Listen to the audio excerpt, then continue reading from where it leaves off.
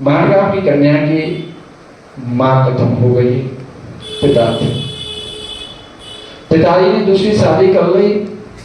शादी करने के बाद में आप समझो कि जब दूसरी मां आए ना, तो उस कन्या को बहुत परेशान करने लगी। इतनी परेशान करती थी कि विशेष वो मारगांव की कन्या ठाकुर जी के सामने भगवान का भजन करती थी, भगवान से प्रार्थना करती थी कि हे प्रभु, हे दीनानाथ, एक कन्हैया, मेरी रक्षा करने वाले आप हो। बस मेरी एक ही अर्ज है कि मेरी शादी वृंदावन धाम में करना। मैं बहुत ही परेशान हूँ, बहुत ही दुखी हूँ। भगवान से आराधना करनी। भगवान की बड़ी कृपा हुई। पिताजी ने कन्या के वन ढूंढा तो वृंदावन धाम में ढूंढा। कन्या ने कहा कि हे प्रभु, तो तेरी लीला अपरंपार है, मेरी इच्छा को पूर्ण कर दिया। अब वो कन्या अविवाह हुआ तो वृंदावन धाम में हुआ, अपने पति के साथ अपने पियर से आती है। तो पति पत्नी दोनों आ रहे हैं। पति ने कहा कि आप यहाँ जमुना जी के बट के कदम के नीचे आप बैठ जाओ और मैं जमुना जी में स्नान करके भगवान का पूजा करता हूँ, आप यहाँ बैठे।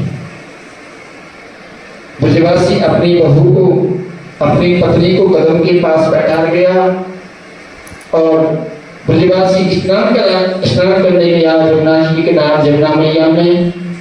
ब्रजवासी ने आसन लगा लिया, जमुना मैया का ध्यान किया, भगवान की पूजा की, अर्चना की। तो उस कन्या के पास में एक ग्वाला आया। उस बहू के पास में पत्नी, उसकी ब्रजवासी की पत्नी के पास में ग्वाला आया। ग्वाला ने कहा कि भाभी, आप अपने मोड़े को दिखा दो।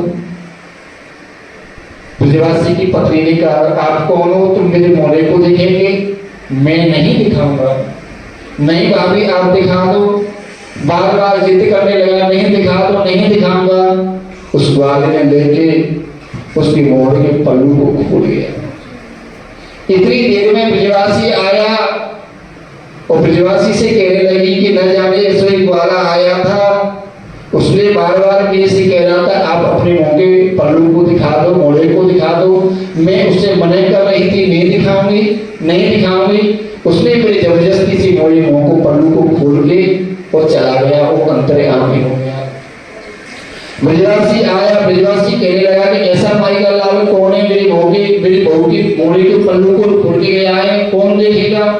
ब्रजवासी बहुत गर्म होने लगा, इतना नाराज होने लगा है, बहुत नाराज हो गया। ब्रजवासी गर्म होकर और सीधा वृंदावन धाम के लिए चला गया, घर चला गया। एक दिन पत्नी बोली कि आप सुनते हो, आज हम बिहारी जी के दर्शन करने जाते हैं, आज हम बिहारी जी के दर्शन करने जाते हैं, आप चलो, हमको आप दर्शन करा लाओ। उसके पति ने कहा, देवी आप चलो। जब दोनों बिहारी जी के शरण में पहुंच गए, जब बिहारी जी के शरण में पहुंच गए तो उन्होंने सिद्धियों को मत्था टेका। न जाने कैसी संत की सिद्धियों पर रजे हुई, तो अगर मेरे मस्तिष्क पर लग जाएगी तो मेरा कल्याण हो जाएगा। तो पहले कहीं भी तीर्थ यात्रा में जाते हैं, पहले सिद्धियों को मत्था टेको और मत्था टेक कर तब भगवान के दरबार में प्रवेश हो।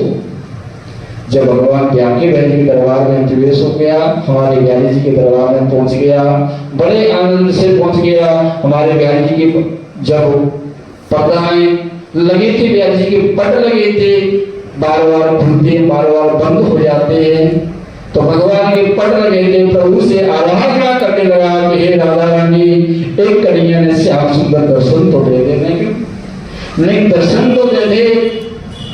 उसकी पत्नी कहने लगी, प्रभु मैंने बड़ी आपकी आगे प्रतिज्ञा की थी, कन्हैया जिस दिन मेरी शादी हो तो वृंदावन धाम में शादी हो, कन्हैया आपकी तो मेरी तो बहुत मेहरबानी है, आप तो स्वयं अंतर्यामी, प्रभु आप दर्शन तो दे दो। जैसे मेरे बाकी बिहारी की पर्दा के पट फूटे और साक्षात वो सामने मूर्ति आई, कहने लगी थी, अरे पत्नी से, देखो देखो इस बार इस भगवान ने मेरे मुंह के पल्लू को देखा, साधु आधे द्वार पे चरण लगी उठाए और ना जाने किस देश में उसको नारायण मिल जाए। है तो परमात्मा पता नहीं वो किस वेश में मिलता है। भगवान कभी किसी संत का किसी साधु का अपमान नहीं करना चाहिए। ब्रजवासी बार बार माफी मांगने लगा कि हे भगवान मेरे से गलती हो गई है, त्रुटि हो गई है, आप मुझको माफ कर दो। उस संत वो परमात्मा पता नहीं किस वेश में मिलता है।